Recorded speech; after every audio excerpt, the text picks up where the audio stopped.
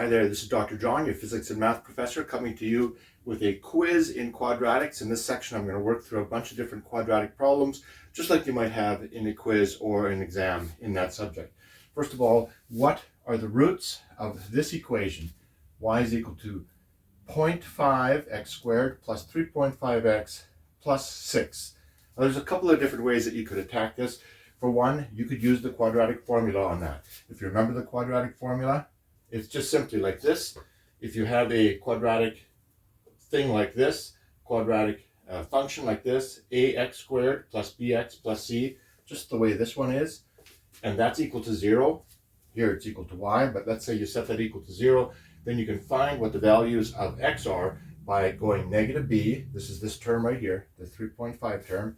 So this would be b is equal to 3.5, a is equal to 0.5, c is equal to 6. You could plug this all in here and you're going to get the roots. The idea for the roots are what values here on the x-axis would this be when y is equal to 0. That's often very important in mathematics or in other solutions to other problems.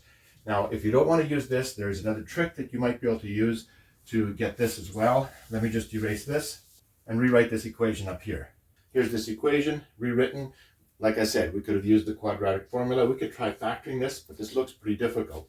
But something else you'll notice is that, notice that there's a 5 in each of these terms in a sense. This is 5 times 1, this is 5 times 7, and this is 5 times something to get you 6 or 60. Or you could get a 5 out of that. So let's just try that. Let's try seeing, what if we could take a 0.5, or in this case, out of each of the terms.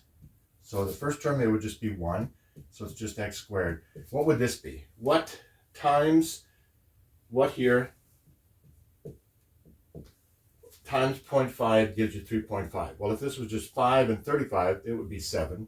So let's check that. 0.5 times 7 is 35.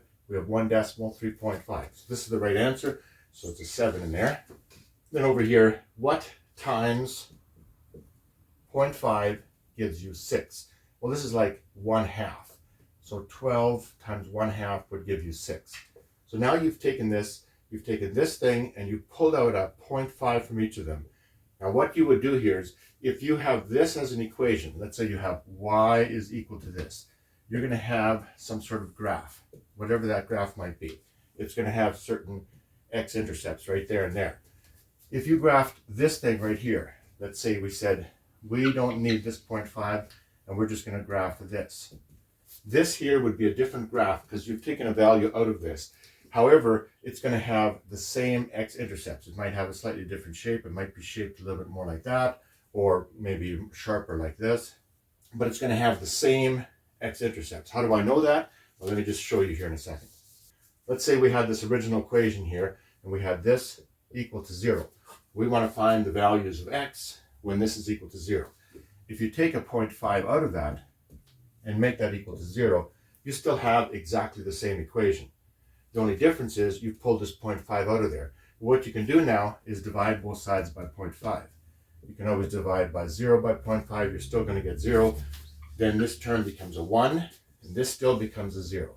You have exactly the same equation, we don't need those brackets, as this, but this here is much easier to solve.